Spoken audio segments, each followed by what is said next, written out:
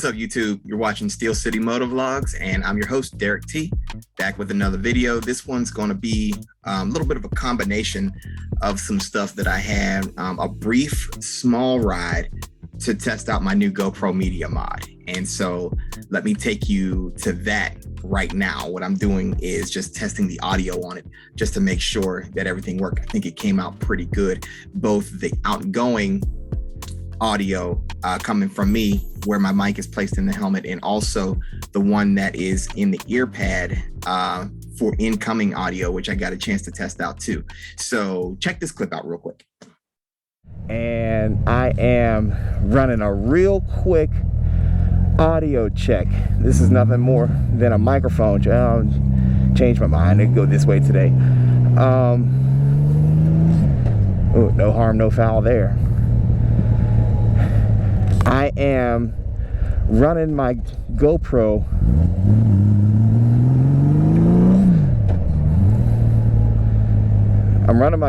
with the Hero 8 Media mod, and I just want to get some audio levels and see what it looks like, what it sounds like. I'm also using the cinematic view just because I've never used it before. Wanted to kind of see if I noticed a difference between that and the super view.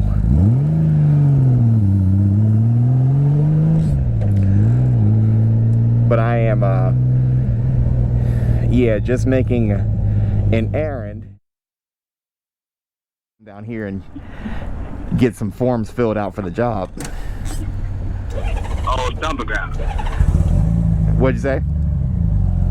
It's your old stomping ground. Old stomping grounds. I can't.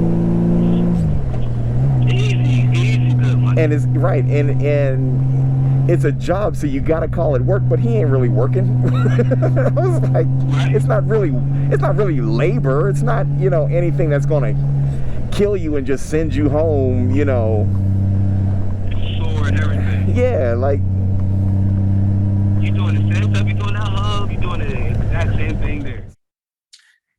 And I'm back. Problem solved. Media mod works wonders, and I'm ready to get out and do some more content as soon as the weather starts to cooperate just a little bit more than it was earlier today. But, that's nothing that I can control. So the other thing that I wanted to share with you today is, I told you before, when we get into the springtime, I'm going to be doing some camping trips involving the bike, just taking the bike and going on some MotoCamping trips and getting out there and creating content. And so I'm new to camping. I haven't done it much. And really, these will be some of my first solo trips for sure. And so I wanted to be ready.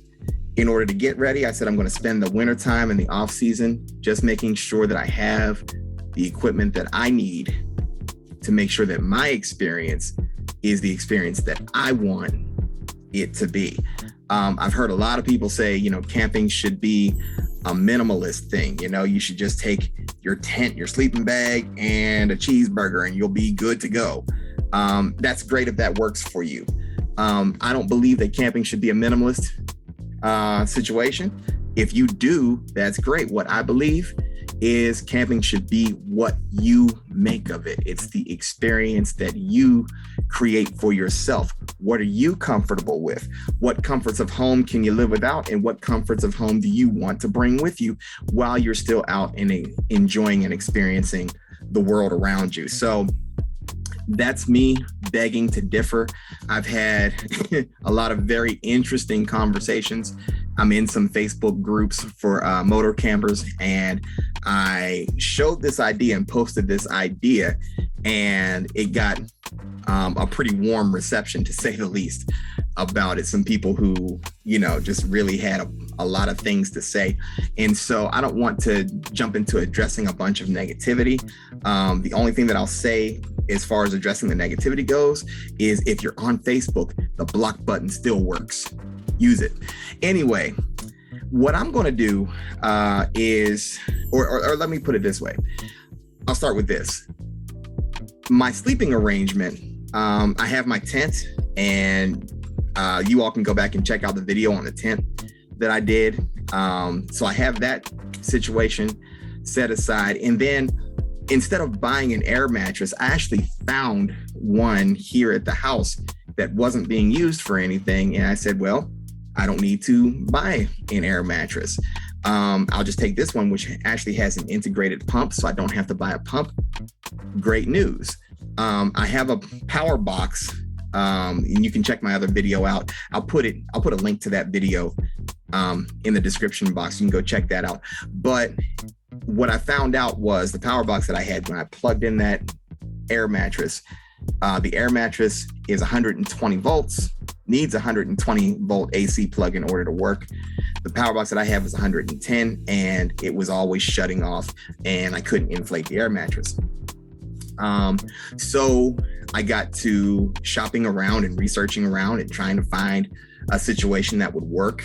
And that took me on a long drawn out search for the perfect power station that would work for me, not only supply 120 volts of power, along with enough juice to be able to roll with my electronics, my phone, my tablet, my laptop, because I do work remotely, as well as I create content as well. So I want my cameras charged at all times, and just being able to have access to electricity. I know some campgrounds have electricity, but some don't. And you just never know the situation that you're going to walk into. And so looking around at power boxes, to find the one that I really wanted to go with, I was going to have to come out of pocket maybe somewhere between $300 and $500, which is normally not a problem. But because I'm working on a particular surprise for you all, and some surprise content, something I'm working on pretty big that's coming in the next video or two, you all stay tuned, because I've said this before. I didn't want to take $300 or $400 away from that project in order just to buy a power station. So then I started thinking, and I found a couple things, saw a couple things online, people who were creating their own portable power stations. And I said, that's it. That's what I can do. And so what I'm going to do is I'm going to take you to my portable power station, my version of it, what I built that works for me. So take a look at this. Okay, YouTube. So this is my version of the portable power station, and it saved me a bunch of money. It's a really simple setup, and I'll take you through it. Some people ask me, why did I need it? And first of all, some of you all might not like me for this, but first of all, I don't owe that explanation to anybody. But since you ask, I do work remotely sometimes, and I also create my content while I'm out, or I need to charge my devices while I'm at a campsite. Who knows if a campsite will have electricity or not have it. I believe in being prepared for both situations, and so this is what works for me. That being said, this is the setup that I came up with. All of the components that I got, with the exception of the box. I got this box from Home Depot. It was like $14 at Home Depot. As a matter of fact, if I show you the side label, let's see if I can get you a good shot of it in the light. All right, the Plano utility box. All right, some people were asking about that. I got it from Home Depot. All right, so now if I go inside, what I'll show you is the two batteries that I bought, which were about $40 each. They're relatively small, and they don't weigh too much. And so actually this kind of works. They're running parallel. I ran a positive and negative cable between the two of them. So these are 10 amp hours each. And so I have 20 amp hours. They're both 12 volt. They're both 12 volt batteries. And so it's a pretty simple, like I said, it's a very simple setup. These cables with the clips actually came with the inverter. And when I'm ready for power, all I do is just attach these to the battery, and I've got power that I need. So that's really it. There's nothing overly complex. I know a lot of people have built these DIY style, and they've added voltmeters and rocker switches and LED lights and all kind of stuff for ice fishing and everything else. I'm not an ice fisher. There's a voltmeter actually on the front here on this screen. This is not on right now, but there's a voltmeter on here, so I don't need to add one or anything else like that. Some people have put fuse boxes and added all kind of accessories, and hey, great for you. It actually is part of the inspiration behind me figuring out that I can just build my own setup and not pay $400, $500, $600 for a jackery or for a Goal Zero or anything of that nature, and still get plenty of what I need for it to do. And one person said, well, I've never needed that much power. Number one, good for you. And number two, if I have too much, that's better than having too little. So that's my mindset. You don't have to agree with me. All good. But this box came with the dividers in it, which was pretty cool. I didn't have to make any. And the nice thing is they come in and out, or I can divide this into 2, or I can divide it into 4. So if I want to take these batteries out and replace them maybe with 2 larger batteries and run them parallel, I could do that, or run 1 larger battery. But either way, I've got space to have some storage here too, which works for me. So I threw in an extension cord.